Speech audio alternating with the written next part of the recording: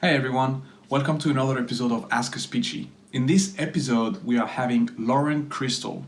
She is dyslexic and dyspraxic, but more importantly, she's the managing director of the award-winning agency called Your Creative and the co-founder of the productivity tool called Hassle, Hassl.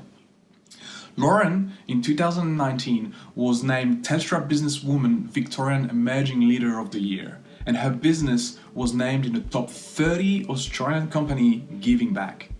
She leads digital strategy projects for a broad range of clients that include the Australian Red Cross, the Australian Aid, and Afterpay. She's also an ongoing contributor for the Entrepreneur magazine, Hackadoon, and Smart Company, with a combined readership of over 500,000. I'm really excited for this episode. Lauren is actually sharing her experience as a dyslexic, but also how she is managing her staff as a dyslexic manager and how she uses inclusivity for her hiring process. So welcome back, or welcome to episode 9 of Ask a Speechy. Okay, Lauren, thank you so much for your time and being here today. But first, I want to ask you, how was Christmas? How was New Year? How was your break? And sort of how is your life during this, worldwide pandemic? Yeah, so I think it's definitely been a crazy year for everyone. My original plans, if you'd asked me this time last year what I'd be doing for Christmas, would be I'd be home in Scotland, which is where I was born and raised. So the interim plan was to go to Sydney to visit some good friends, and obviously that didn't happen either. So I went on a bit of a road trip around Victoria for Christmas this year and just relaxed. I think for anyone that's really been champing at the bit and running a business this year, you just needed time off to relax. So definitely come back refreshed. This is the second day back in the office. So up for the challenge of 2021. Awesome. And so, on this note, you've mentioned business and everything else. Maybe you can just introduce yourself, in a few words, tell us all about you, all about your business and your success in a short amount of words. Yeah. So I 5 years ago started up a creative agency called Your Creative with my two best friends who are my co-founders. So we've got one technical director, Mitch, and then James, our creative director. So we started that off 5 years ago, and about 3 years ago we launched a product which is a collaboration tool. So that's actually the tool that we've built to run our business. So now have 12 staff, and we make everything from brands to logos to apps. Some of the apps we own, some of the apps we make for other people. And it's been a really crazy 5-year journey to get here. We started off with no money, no place, no clients, no anything, and then started from a basement, as a lot of people do, and built our way up. So it's been a very exciting journey. 5 years on, I can say I never get bored.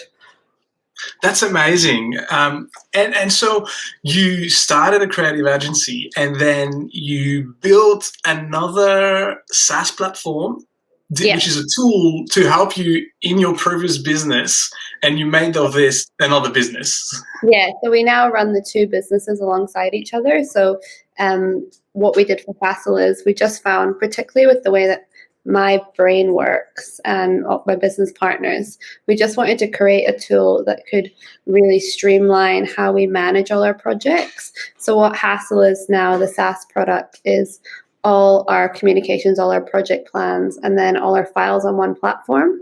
And for me, that's just been the best way to be able to manage it, because I found quite a lot of the other tools are quite overwhelming, being dyslexic particularly. Yeah. Wow. That's an amazing story. And so, you've mentioned brain, which is kind of interesting.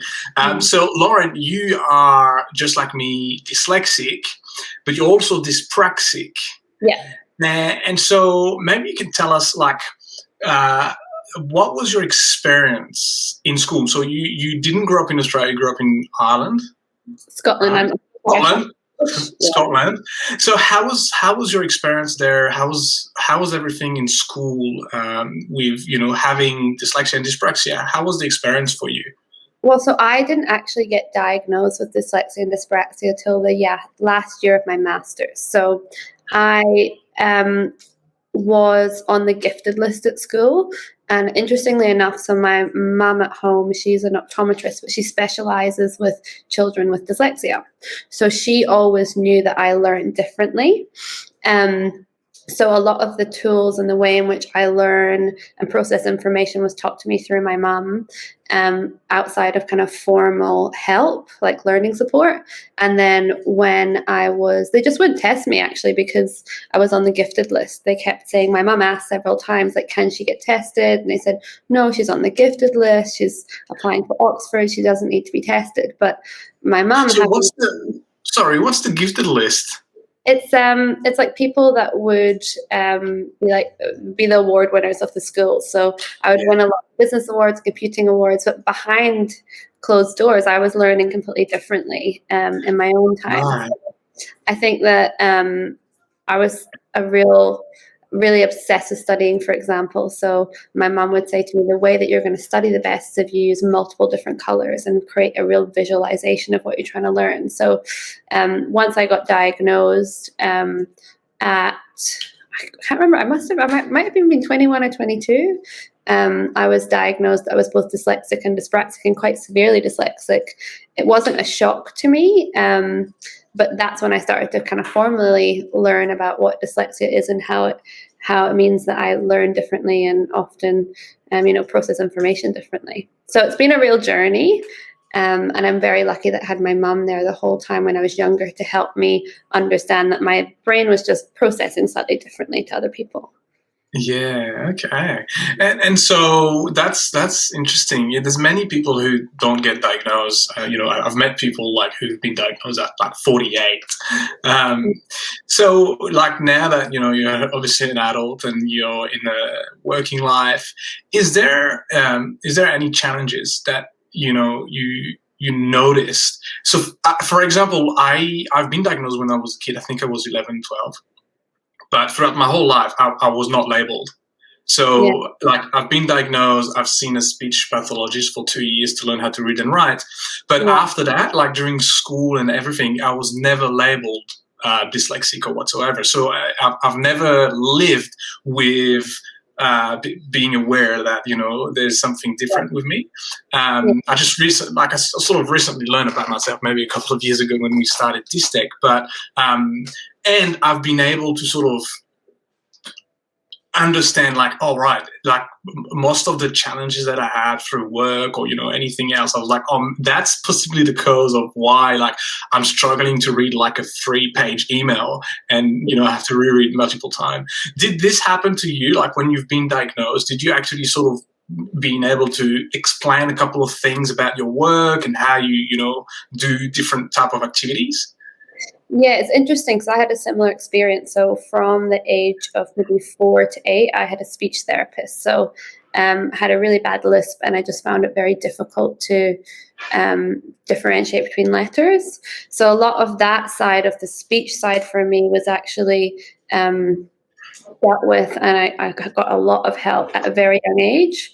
So I think because when I got older, when I was in a job before I started the business, for me, it's always been about needing not necessarily more time than other people, but needing a different process to be able to pull apart a large piece of information. So, for example, what you've given there, a 3-page email for me, if I get sent something really dense, I need to print it and highlight it and condense it and then reduce it down in order to process it.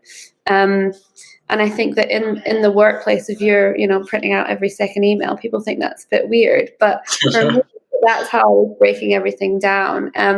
One of the biggest challenges, I think, I have some real issues numerically. So I have to do a lot of maths in the work that I do because I often consult with the UX design team, and they do a lot of kind of mathematical equations for software design. And I just know that I need to have the right tools on me. So I need to have things like a percentage calculator near me because I know the basics. But if I try and do them in my head or even on a piece of paper, I often get the numbers confused. And then the other thing is I send some often hilarious wrong words in emails. So it was always described my brain was going faster than I could type. So I type really fast. I won the typing prize at school.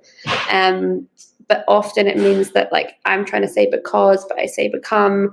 And I have played around with the idea of maybe even putting on my email signature, if anything doesn't make sense, please ask me. I'm actually dyslexic, because sometimes it looks really rude, like I've just rushed the email, but it's not. It's, it would take me a couple times to read through it. So my solution for that so far has just been downloading Grammarly, which is like, which has been really helpful. But sometimes it doesn't pick up on, because it will be spelt correctly, but it will be actually entirely the wrong word. Yeah. Yes. You know what? It's so funny. So I'm from France originally, and like my native language is French. And so it turns out I'm much better in English now in terms of communicating and even writing than in French. Like French is a horrible language. It's very, very hard. but I've had a job in Australia maybe in 2015. So I'll just, moved from France to Australia, and I was sending emails to clients. And the word cheese, so CHEERS, I spelled cheese for like maybe 50 email, 50 client. And then suddenly one of my teammates noticed it and it was like, what's going on? This is not the word. So I told him. Said some boo-boos. I once said to a client, I meant say in Scotland, you would say at home, or Ireland actually, you say, hope it's good crack this weekend. Have a good crack. And I once said to a client, hope you're taking crack this weekend, which they responded. Oh, wow. Yeah, and I actually sent them another email saying, very sorry, I'm dyslexic. So it happens every now and again, but you have to, I think, you just have to be aware that you're not going to always get it right. Yeah, absolutely. And so you've mentioned Grammarly. I'm actually using Grammarly as well. Like Grammarly sort of gave me superpower, because like I was working in marketing and sort of growth sort of thing job, and a part of the job was to like do some copy and content strategy and all that sort of thing. Mm. And for me, that was a no-go. It was like, there's no way, unless we have like a very lengthy review process with QA and all that sort of thing, there's no way I can like write some content. And Grammarly actually, I'm having the premium thing, and it's really, really good. Is there any other app that like you use or technology on your day-to-day that that help you? Yeah, so I think obviously I'd plug my own. Like the thing with Hassel is that it lets me like brain dump things, and then that's how. So instead of like traditionally with project management, you would follow like a framework, and the framework would then create your project. Hassel has not so many frameworks, not lots of things moving and Gantt charts. Instead, it's just lists. So I find for me, if I can just brain dump something, the bare bones of it, and then come back and look at things like who's doing it and timelines, that's really good. Like if I try and not get overwhelmed by doing, say there's a new project coming up, instead of doing it all, having an hour to project plan, instead I do 10 minutes what I need to achieve, and then I come back to it and then think about the deadline. So almost segmenting the way that I look at things so that I don't forget. I find I'm often, if I try and do a whole project plan at once, by the time I get to the third, I can't remember the first one. So that's been really, really cool. And then the other thing is voice notes. So like I come up with ideas all the time. Like we'll come up with new product ideas or campaigns for clients, all sorts of things. And if I write them down, sometimes I look back and I'm like, that could have been a good idea, but it makes no sense. So instead I'll voice note myself and just speak to the iPhone, and then be able to use that as a thing to look back on for ideas. Yeah. Do you also use speech to text? Sometimes, yeah. I have. Yeah, there's one called Trotter, I think it's called, that we've used in-house. Trotter AI. I think it's my accent. Often it will come up with some. At that point, I might as well be typing it myself. So for me, just the voice notes, and sometimes I'll pass the voice notes on to one of the staff, and they can just type it up, and then that idea hasn't been lost. Yeah. No, that's really cool. And I mean, it's a slightly different question, but it's more on the management side, because you're a successful businesswoman and you've got two businesses going on, and you're all about design and innovation. And as a dyslexic boss, do you put things in place to sort of manage your team in a like friendly way for anyone, whether it is dyslexic, ADHD or whatever? Is there like processes in place that you've put so that everyone in your team can actually be sort of comfortable with the environment, regardless of if they have a difference in terms of learning disability or something like this? Yeah, I think there's two parts. So the first part is that we have some pretty stringent rules and guidelines around hiring so that we can try and get really diverse minds. So I'm actually constantly looking for people that's brain works differently to each other, because it's really awesome when all those people come together in the same room.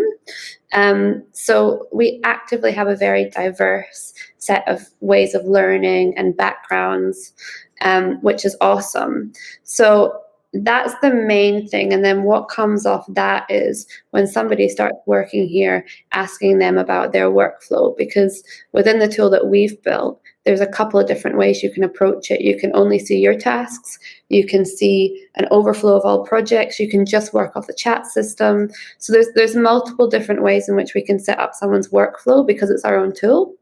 So it's just understanding that and then asking the questions at the start. And because of that, and because we've got some flexibility on what we do with our project management tool, a lot of the time the staff will suggest things. So they'll suggest different color schemes particularly, or a feature that might make kind of everything be a bit more easier to understand. So it's on the extremity of really trying to create an environment where people can just work their best self. And often that is also down to, I find, I'm trying to keep up with the way everyone else can work. If they're not dyslexic, I need to take more breaks. So, if every 2 hours I just need to get away from the computer and let my brain just take 10 minutes to process. Anyone that needs to do that in our business can, because a lot of the time it is about, what's the best way you're going to work in this environment? Because if you can get the output done, there's no reason why we can't at least try the way that you're going to work. Yeah, absolutely. That's actually a really good way of putting it. Having being able to have breaks is quite important. And I think in terms of, just one more point to that, in terms of like how we work, if you think about the questions you're asking me, there's things that I did at school with highlighters and color coordination that is now in the way that I work and the way that Hassel works. So every single person that starts a job, you've normally got, X amount of years experience of how you best learn. So bringing that to your job, I think, is quite important, even if you're printing all your emails out all the time. Yeah, absolutely. And then, it's interesting. I had a meeting early today with a psychologist that worked for the government, and she's actually a designer now. She did a doctorate in design, and she's trying to design things to reduce stress and anxiety for they call it neurodivergent people. So, people with dyslexia, ADHD, and things like this, to actually promote them to be able to be in the workforce and be employed.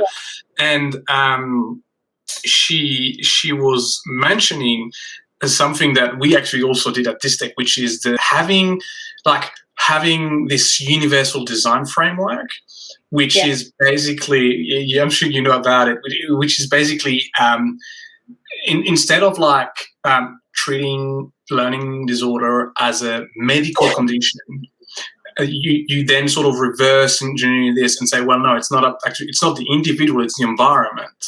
Yeah. And so then if you take this approach, you can say, well, we can then design something that's universal that will sort of hopefully please everyone. And so what we did at Dystech is that we have a large amount of documentation and a very big internet wiki for all sorts of different things. And we decided to also have, so we obviously wrote it, but we make a video of every single thing. So we either read it or just explain it or anything, but we also have the video so that if people want to consume video or just audio, they can, but they can also read. So having this multiple medium of learning is also something cool. I think, and it's so important to design for diversity, essentially, is what you're talking about. And for us with the Hassel product, there's a mode that will turn everything to dark. So for numerous different reasons, whether it's ADHD or depending on what sort of color you learn best in, you have that option to view the information in a color that's calm to you and neutral. There's something that my mum does, which has really helped me, which is colorimetry. So the idea of, I don't have colored glasses, but I've always had colored overlays so that I can basically put that. So you can get a couple of different apps for your computer that will make your computer the right color for you to learn in. But what I had is like physical sheets that I would put over my books when I was at uni. And basically for me, and because I'm lucky enough, it's my mum that was trialing this approach, I could actually test. So it made me actually read 20% faster because I actually read best in orange.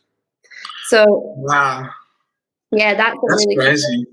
Yeah, it's really cool. So playing around with designs of colors, like it's white on black text is the highest contrast. That's why it's always become the norm, but it's actually not the right contrast for most people, or at least of us. Yeah, wow. That's interesting because there's a lot of science going on into figuring out what could help dyslexic people, and vision is one theory which is really highly criticized by the scientific community, but it is there's been some work around this, and it's so fascinating to see how it's just a brain sort of trickery, really, and did you find yourself like having more, being, I would say, above average in other area than your peers, but at the cost of reading? So, for example, like reading would probably be something really hard. For me, for example, it's really hard. Like I'm reading probably 5 times slower than anyone else in the team. Yeah. But on the other side, I'm able to sort of imagine very complex scenario very, very quickly in my head and sort of picture, a plan or strategy like very, very efficiently in my head. And that's sort of, I can see that it's above average than other people, because when I compare to other people, then I can see that I'm more advanced to my ideation. Is that happening with you? Do you have something that you can clearly see you're sort of like, not the best, but like just you're really agile with? Yeah, I think for me it is just probably of a similar vein, which is that strategy side of things. So especially running the 2 businesses, I constantly have to have at least a 12-month plan, and then everyone's individual kind of plans and workflows in my brain at all times. So I can map things out really quite consistently. Like it's almost always there. If I come up with an idea, I can see how it would get to fruition. I found that with a lot of my friends that are also dyslexic, they would also say that. I also find that I really, and it's taken training to do, but because I'm aware I'm dyslexic and I sometimes say the wrong words, I'm really able to condense and communicate verbally things very well. I pitch a lot to a lot of clients and customers, and I've really been able to hone that in and get the message across, because I know I just need to take it a bit slower and make sure that my mouth is keeping up with my brain. So the verbal communication for me has definitely been a big tick. It's taken a long time to get here. It's not completely natural, but it's definitely, come on leaps and bounds. Yeah. That's really cool. So, Lauren, I think there's a lot of people who can look up to you and see what you've achieved. And I know that you guys won a lot of awards and things like this. If you had like a message to say to kids with dyslexia, or, who have been diagnosed with some sort of learning differences and can be anxious, or, whatever happened when you received that sort of diagnosis when you're a kid, what could you tell them? What would be some message that you could tell everyone about?